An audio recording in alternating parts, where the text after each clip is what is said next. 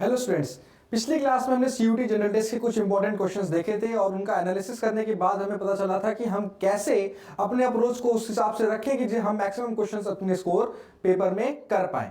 आज मैं फिर सीयूटी जनरल टेस्ट के कुछ नए क्वेश्चंस लेकर के आया हूं और उसमें फिर हम एनालिसिस करेंगे कि जो है हमारे लिए काफी इंपॉर्टेंट हो जाते हैं, जिसमें हमें पढ़ना है और उनके कॉन्सेप्ट्स को समझना है। तो चलो बिना देर के स्टार्ट करते हैं अपना पहले क्वेश्चन पे। और जो पहला क्वेश्चन है वो कह रहा है कि at hill station the boiling point of water will B.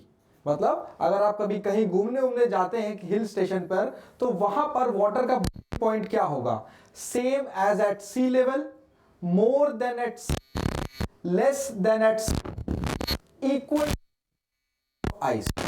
Question के अंदर थोड़ा सा फिजिक्स का कंसेप्ट है जिसमें आपको थोड़ा सा समझना भी पड़ेगा। अगर आपको पता हो कि boiling point of water is directly proportional to atmospheric pressure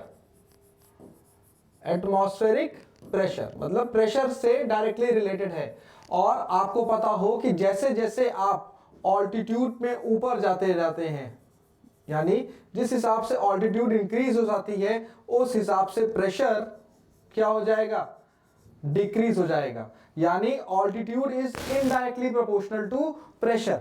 altitude बढ़ने से प्रेशर घटता है। अब हिल स्टेशन कहां होगा? एक हायर ऑल्टीट्यूड पे। कहां होगा? एक हायर ऑल्टीट्यूड पे। यानी प्रेशर डिक्रीज होगा और बॉइलिंग पॉइंट भी क्या हो जाएगा? कम हो जाएगा। तो इसीलिए आंसर क्या आएगा? लेस देन एट सी। ऑप्शन नंबर सी इसका। बढ़ते हैं अपने नेक्स्ट क्वेश्चन की तरफ। यह क्वेश्चन करंट का है, करंट अफेयर्स का। Which country will host the summit in 2023? Italy, Germany, Japan, India. कौन सी कंट्री ने G20 समिट जो थी 2023 की, G20 की, उसको होस्ट किया? Italy, Germany, Japan, India. Correct answer will be India. अब ये पूछ सकते हैं वापस से कि 2024 का G20 कहां हो रहा है, तो आप उसको मार्क करो ब्राजील में। कहां हो रहा है? ब्राजील में। G20 का 2024 में जो नेक्स्ट समिट होने वाली है वो कहां हो रही है? ब्राजील। चलते नेक्स्ट क्वेश्चन देखते हैं। Eight which of the following place, again science question, और ये आपको एनसीईआरटी में मिल जाएंगे। Which of the following place weight of an object is maximum? मतलब इनमें से किस जगह वेट जो है किसी ऑब्जेक्ट का वो मैक्सिमम होगा? अगर आपको पता है कि मास इज कांस्टेंट, मास क्या है? कांस्टेंट, तो वेट क्या होता है आपका? mg। वेट क्या होता है? mg। तो मास अगर हर जगह कांस्टेंट है तो वेरी क्या करेगा? Gravitational force. क्या करेगा? Gravitational force. जो ग्रेविटी है वो वेरी करती है, उसकी वजह से हमारा वेट चेंज होता है। ठीक है, मास आपका अर्थ पे और मास आपका मून पे सेम है, पर दोनों की ग्रेविटेशनल फोर्स अलग अलग है। इसीलिए वहां हम यहां के मुकाबले मून पे इंसान हल्का लगता है क्योंकि ग्रेविटी वहां पे कम है। अब अगर हमें पता चल जाए कि किस जगह, eight which of the following place weight of an object is maximum, ठीक है, या अगर हमें पता चल जाए कि कहां पर ग्रेविटी सबसे ज्यादा है, कहां पर ग्रेविटी सबसे ज्यादा है, तो हमें पता चल जाएगा उसी जगह पे वेट सबसे ज्यादा है। तो ग्रेविटी सबसे ज्यादा होती है हमारी पोल्स पर। यानी जैसे जैसे आप अपना लैटिट्यूड बढ़ाते जाते हैं वैसे वैसे आपका ग्रेविटी भी बढ़ता चला जाता है। ठीक है, तो सही आंसर क्या होगा इसका? सही आंसर होगा एट पोल्स। चलो नेक्स्ट क्वेश्चन देखते हैं।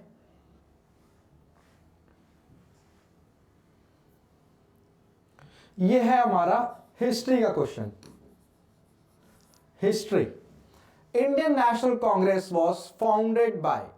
इंडियन नेशनल कांग्रेस को किसने बनाया था? WC Banerjee, A.O. Hume, M.K. Gandhi, Jawaharlal Nehru. तो ये बनी कब थी इंडियन नेशनल कांग्रेस? 1885, जब इंडिया का वायसरॉय कौन था? Lord Dufferin.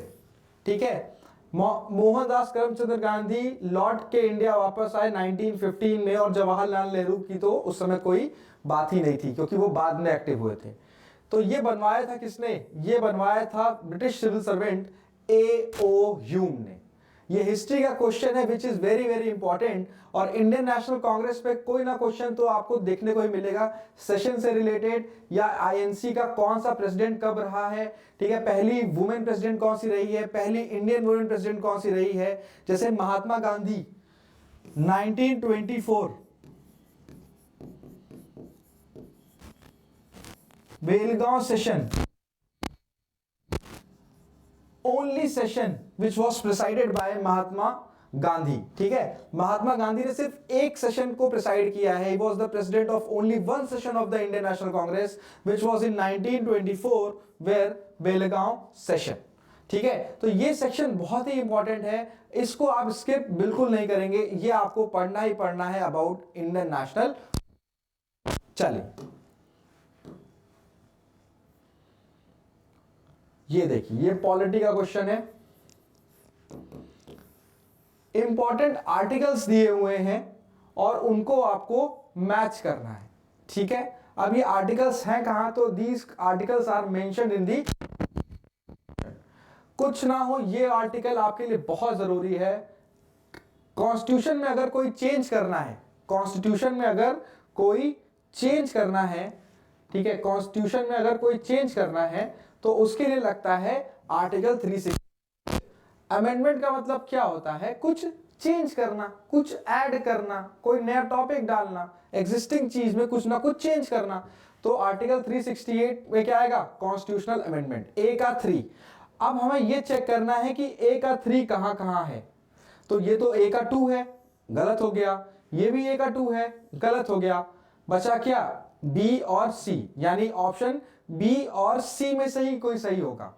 अब इसको कंपेयर कर लेते हैं, ए का 3, बी के दोनों चेंज हैं, सी के चेंज हैं, डी का 2। हमें मिल गया कि डी का क्या आंसर आएगा? सेकंड। डी का क्या आंसर आएगा? सेकंड। अब हमारे लिए इजी हो गया कि 352 किससे रिलेटेड है? इमरजेंसी प्रोविजन से। आर्टिकल 368 किससे रिलेटेड है?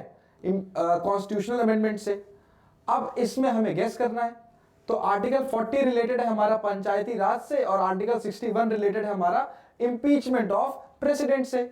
तो आर्टिकल 40 फर्स्ट और ये आएगा आपका फोर्थ, यानी 3142, 3142 B will be the correct answer.